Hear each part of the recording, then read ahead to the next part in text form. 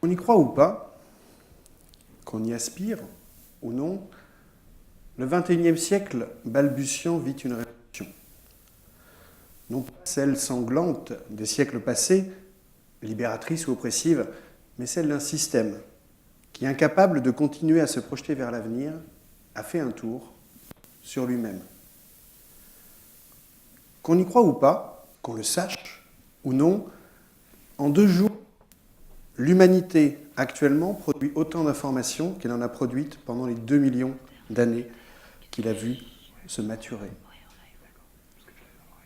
Qu'on y croit ou pas, qu'on le craigne ou non, entre 2030 et 2045, on aura franchi un certain nombre de tipping points, ces seuils critiques au-delà duquel l'irréversibilité est engendrée.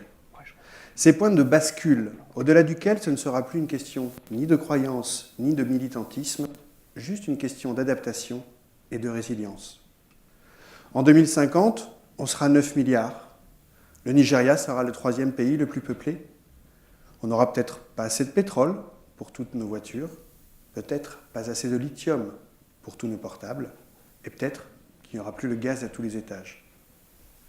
Alors face à cela, on peut se cacher les yeux, on peut ériger des murs, ou alors on peut en profiter pour réinventer sa vie. On se trouve à ce moment-là de la partie entre un monde ancien qui montre partout les signes de son obsolescence, pétri par une croyance dépassée, celle d'une croissance infinie dans un monde fini, et un monde d'après, affleurant et pluriel, émergeant de toutes parts, mais qui peine encore à trouver sa cohérence. Un monde ancien se meurt et un nouveau tarde à apparaître. Et si, comme le dit le poète Antonio Gramsci, dans ce clair-obscur apparaissent des monstres, force est de constater également que des explorateurs y prennent le large. Des créatifs culturels, pour sûr. Ces créateurs de culture que Paul Ray et Sherry Anderson ont révélés en 2000 et qui pourraient peut-être représenter entre 25 et 30% des populations des pays dits industrialisés. Des acteurs du changement, ouverts à l'écologie, aux valeurs féminines, à la solidarité et au partage, et surtout, qui ne veulent plus vivre en contradiction avec eux-mêmes. Des pionniers, ouverts et bienveillants, désireux de réhabiliter demain, et bien convaincus que la dernière terre vierge qui nous reste à explorer ici et maintenant, c'est le futur. Il en est ainsi des compteurs d'immatériel. Comptables de leur état, ils créent des nouveaux indicateurs pour de nouvelles réalités. Ils savent monétariser les services rendus par les écosystèmes. Ils savent vous dire combien il faudrait payer d'humains avec une pipette pour polliniser chaque fleur une à la place des abeilles qui le faisaient naguère et qui auront peut-être disparu. Mais ils savent vous dire aussi, grâce au calcul du capital immatériel, quel est le vrai prix d'une entreprise, ce qui change pas mal le regard. Il en est ainsi des artisans du libre. Amateurs de l'économie du don et du partage, grands amateurs des bidouilles camp, ils croient en une intelligence collective globale qui pourrait dépasser le système pyramidal qui ont structuré nos sociétés depuis 10 000 ans et qui sont si inadaptés aux enjeux du siècle. Et ils nous montrent, par une pratique régulière et quotidienne, que la collaboration peut dépasser la concurrence tout en créant de la valeur. Il en est ainsi des transitionneurs.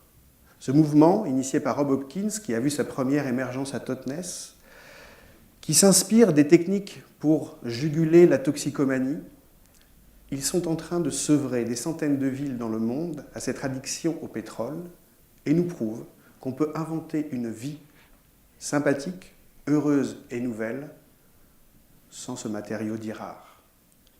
Il en est enfin de ces designers de monnaie qui ont la folie d'imaginer qu'en multipliant les monnaies, on multiplie les richesses, qu'on a tous en nous quelque chose à partager, qui a de la valeur, qui n'est pas comptabilisé, et que s'il l'était, cela créerait une nouvelle abondance. Ces explorateurs, ces artisans du libre, ces compteurs d'immatériel, chaque jour, ils essayent de dépasser l'existant.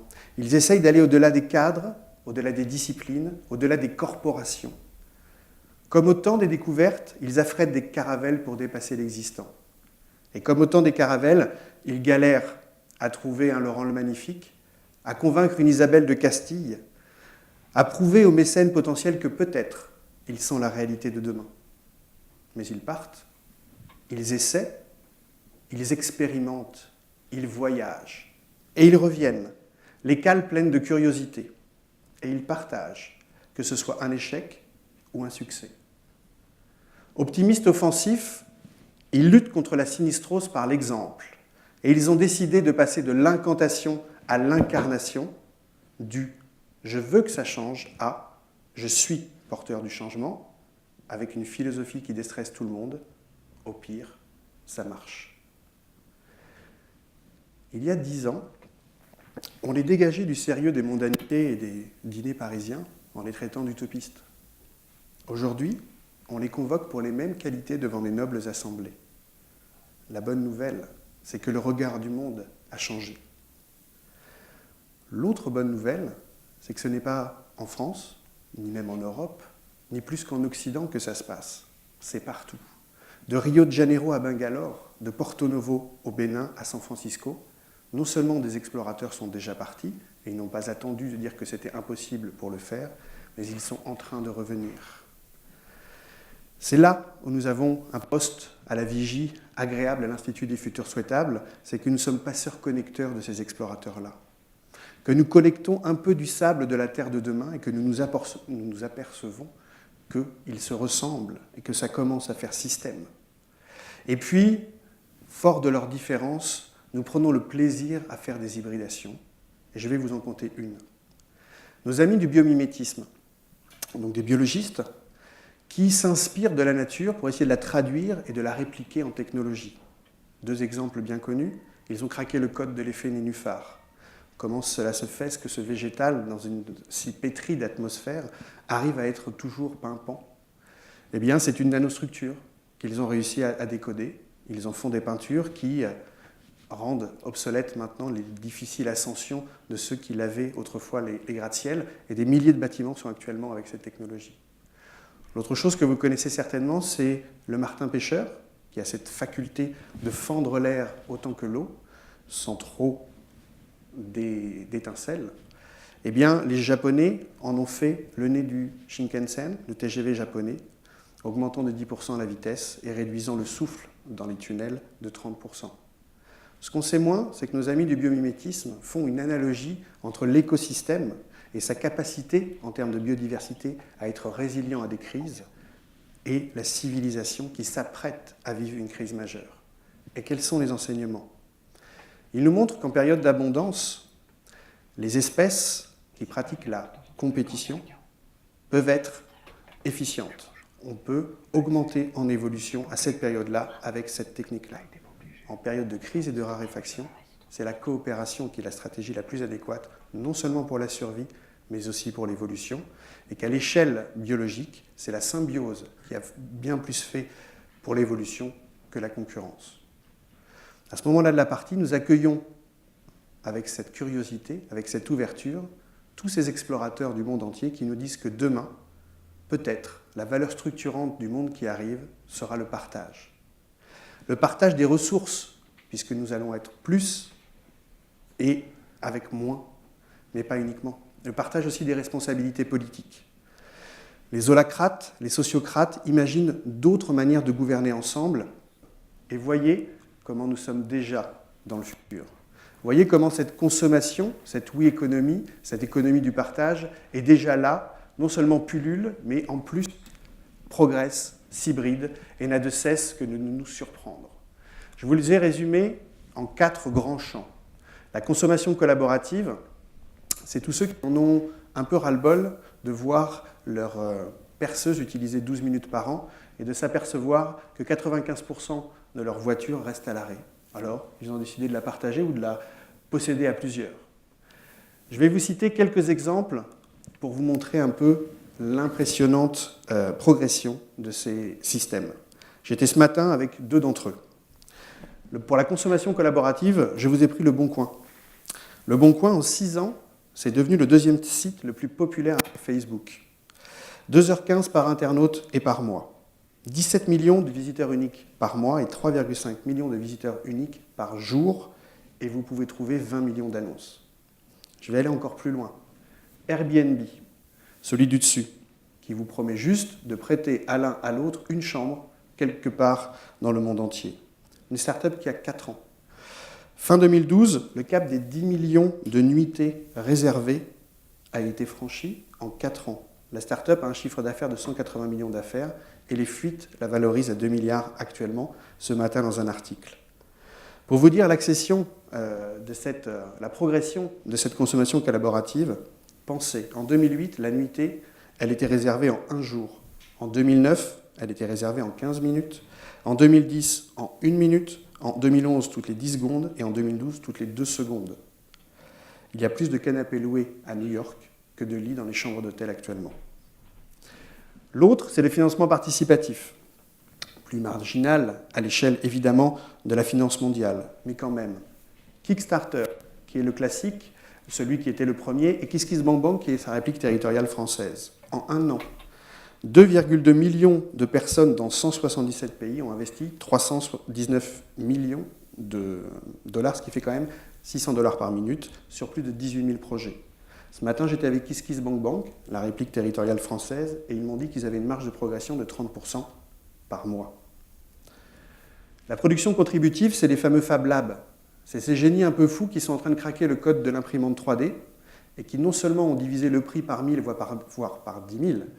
Vous pouvez avoir une imprimante 3D chez vous avec 1 000 € si vous le souhaitez. Et si vous n'avez pas la capacité ou la science du fer à souder, ils vous proposent le dimanche des ateliers participatifs pour le faire. L'Open Edge, c'est quelque chose de plus structurant. C'est un mélange de cette expérience du Linux, de ce Wikipédia, 6e site le plus visité au monde, il y a 90 salariés. Le reste est fait par l'intelligence collective du monde, et de ces open data, de toutes ces données qui sont à disposition actuellement, que ce soit par les gouvernements ou par d'autres structures.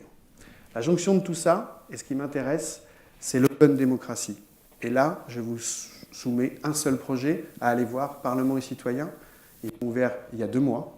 Ils ont l'envie de demander à un député qui construit sa loi de prendre l'intelligence collective de ceux qui veulent y participer et de venir en garant après de toutes les jonctions pour arriver à l'action, à la concrétisation de cette loi. Essayons, au pire, ça marche. Si Internet et le câblage, vous l'avez compris, contenant, la confiance en est le fluide. Je ne parle pas uniquement au niveau personnel, même si j'ai bien noté, dans une enquête qui s'appelle Trustman, que les gens qui sont adeptes de Facebook ont 3 fois plus confiance dans un inconnu dans la rue que ceux qui ne pratiquent pas les réseaux sociaux. Je parle du faire société. Je parle de la confiance comme un fluide sur le web, la e-réputation, qui est l'équivalent de la confiance, est quelque chose qui se monnaie actuellement. J'avais remarqué ça quand j'étais professeur. Mes étudiants me donnaient leur CV, et sur le CV, il y avait le numéro d'évaluation d'IB qu'ils étaient en train d'avoir, pensant que les nouveaux recruteurs, peut-être, pourraient être assez sensibles au fait que d'autres ont déjà confiance en lui. Avec ceci, on passe un cap. Je pense que si ça, qui est en version bêta, se réalise, on a franchi un tipping point. Ce projet vous propose de prendre l'univers de confiance que vous avez travaillé, que vous avez réalisé, que vous bénéficiez sur eBay, et vous le mettre, par exemple, sur le couchsurfing, vous le mettre sur Airbnb. C'est-à-dire qu'ils sont en train de prendre ce qui vous avait fait votre richesse dans un écosystème pour le transmuter dans un autre système. S'ils y arrivent, à ce moment-là de la partie, le fluide devient un flux. J'aimerais finir en vous amenant peut-être encore à l'étape d'après. Et je vais me servir 2 inspirations, une d'1 minute 40 et l'autre d'une phrase de Chris Anderson, qui est le pape partageur de cette oui économie.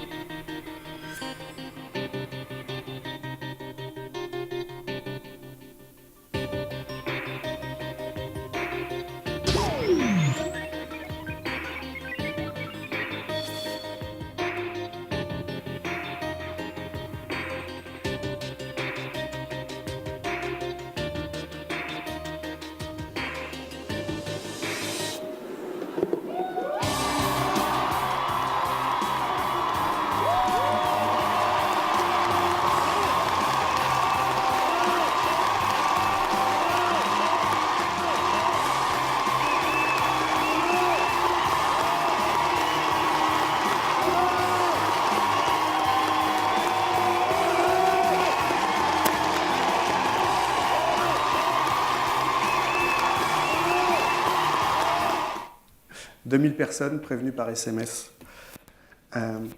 Chris Anderson, c'est celui qui avait vu ça il y a pas mal de temps. Et dans ces deux phrases, il vous résume les 10 prochaines années et les 10 dernières années. On commence par les dernières années. On est mature en termes d'outils. Il faut le traduire dans la réalité. Et l'émotion que vous avez partagée, cette espèce d'égrégore qui a été réalisée avec ces 2000 personnes qui étaient là pour ce héros ordinaire, c'est l'étape d'après. Quand le connectif va aller vers le collectif. Et qu'en plus de se lier, on va s'allier pour que par l'exemple émerge ce nouveau monde, bien convaincu que la fin d'un monde n'est pas la fin du monde, bien au contraire. Merci à vous.